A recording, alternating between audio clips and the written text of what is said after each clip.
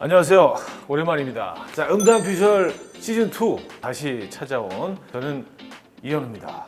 반갑습니다. 안녕하세요. 저는 서울대학교 농경제사회학부 푸드비즈랩 문정훈 교수입니다.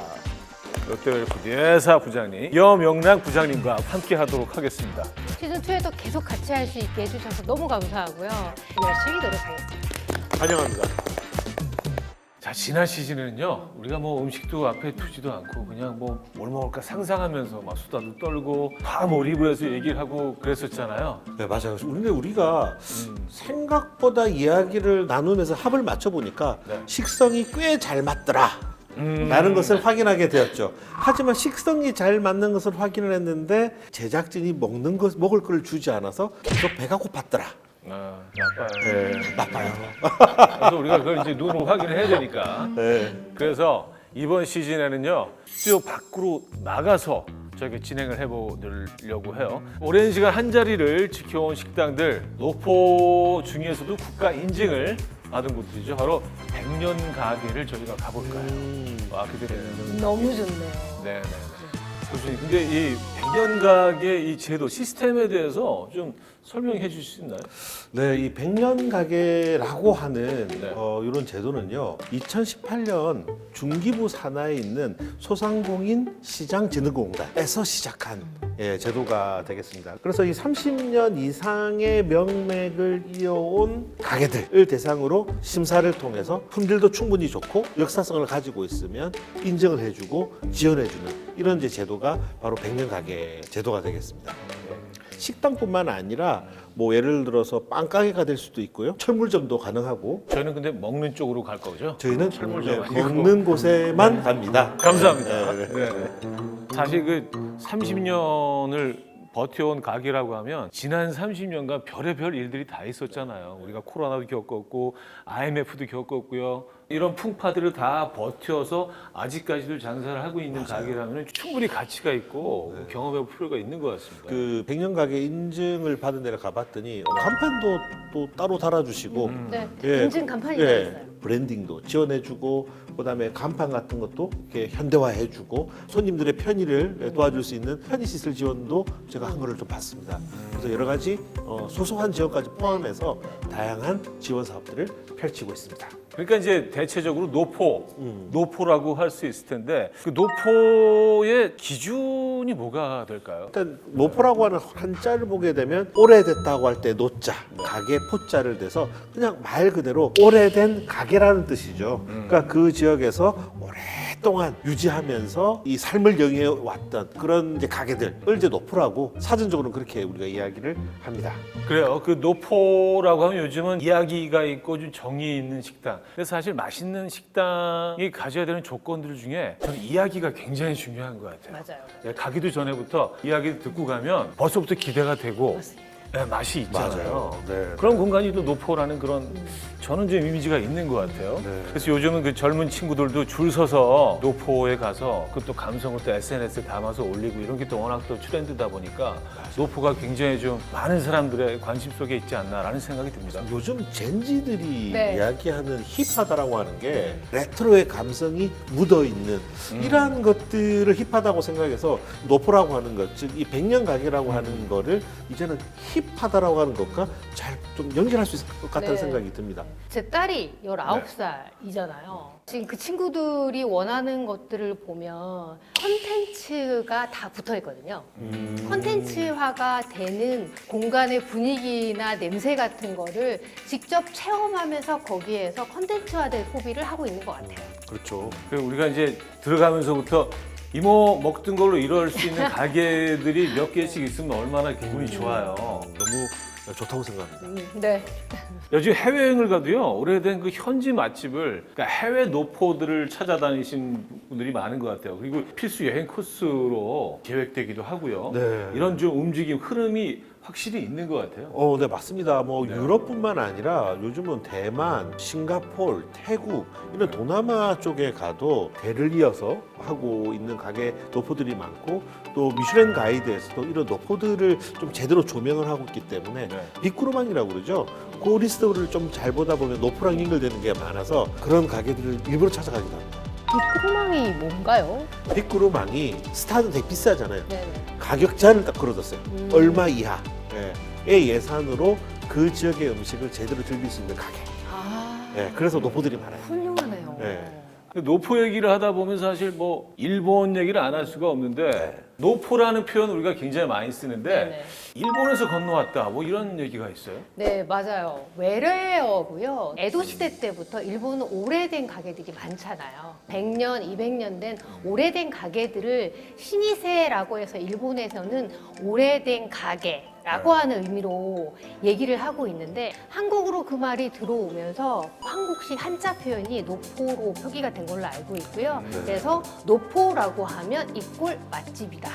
맞아요. 라고 사람들이 생각을 하시는 것 같아요. 그래요. 제가 그리고 마지막으로 일본 그 노포를 갔던 것도 국수집이었는데 300년 됐다고 하더라고요. 그래서 이 국수 하나는 300년 동안 이 같은 건물에서 만들고 있고 그거를 굉장히 자부심을 가지고 부럽기도 하지만 참 대단하다라는 생각을 했는데 일본의 노포에 대해서 조금 설명해 네. 주시죠. 제가 알기로는 일본에서요 100년 이상 된 역사를 갖고 있는 이 작은 기업들이 3만 개가 넘는 걸로 알고 있어요. 그 가게들이 보면 식당부터 시작해서 뭐 제과점도 있고 뭐 철물점도 있고 그걸 대를 이어서 해오고 있고 그리고 그 장인 정신이라고 하는 것이 사실은 그 노포와 뗄래야 뗄 수 없는 그런 관련이 있는 것 같습니다. 그리고 일본에서는 이러한 그 노포들을 중요한 문화로서 인지를 하고 있고 그것을 유지하려고 정부 차원에서 굉장히 많은 지원과 노력을 하고 있습니다. 노포가 이렇게 많은 사랑을 모든 연령층에서 받고 있는데 이게 안타깝게 없어지고 있는 가게들이 더 많을까요? 노포나 맛집들이 망하는 이유가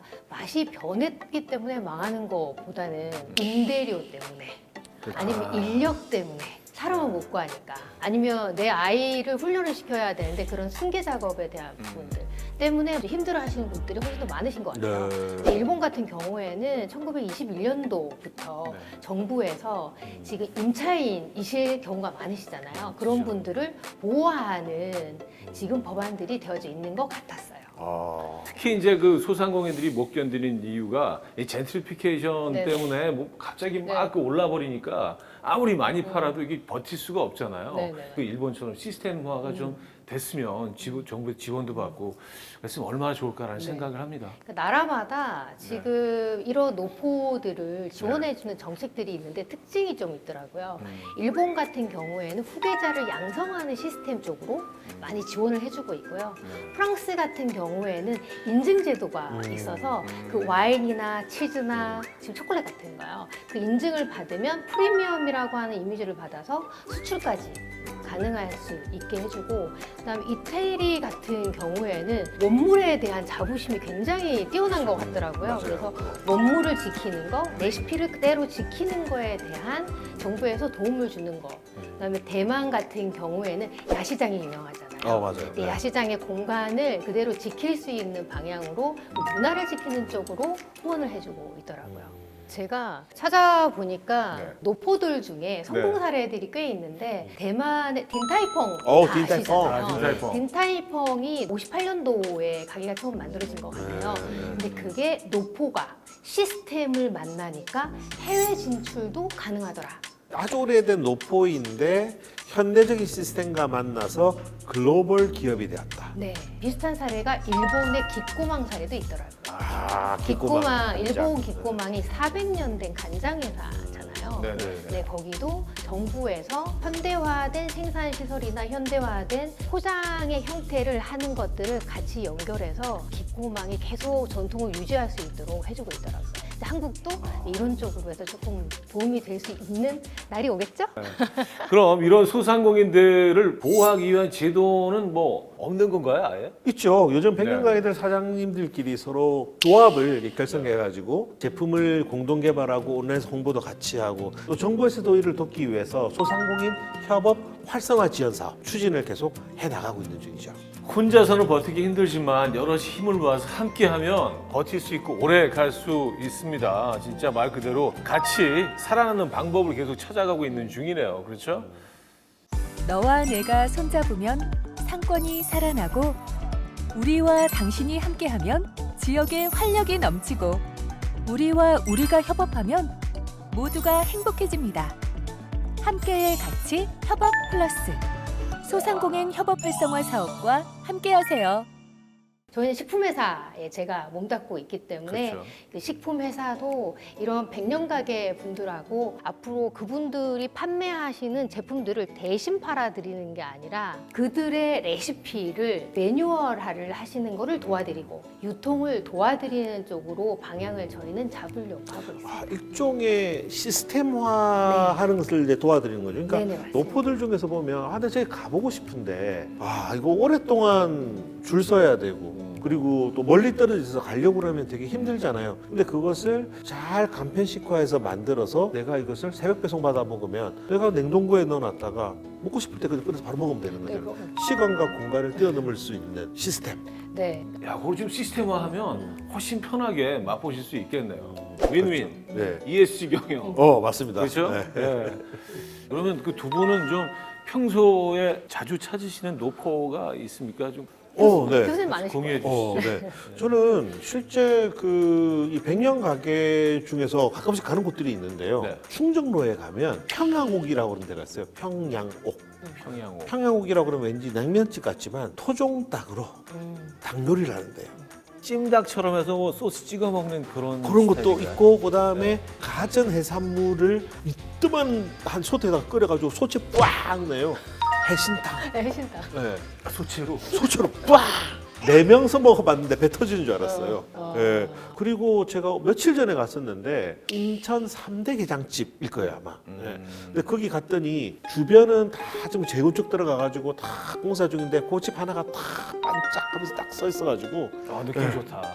거기서 게장을 먹는데 진짜 맛있더라고요. 그리고 오시는 손님들이 동네 아주머니들 하는 그런 가게에서도 밥을 먹었었는데 간장 너무 좋습니다. 쪽이겠죠? 간장 게장 쪽. 네, 네. 예. 그런 집이 맛집이죠.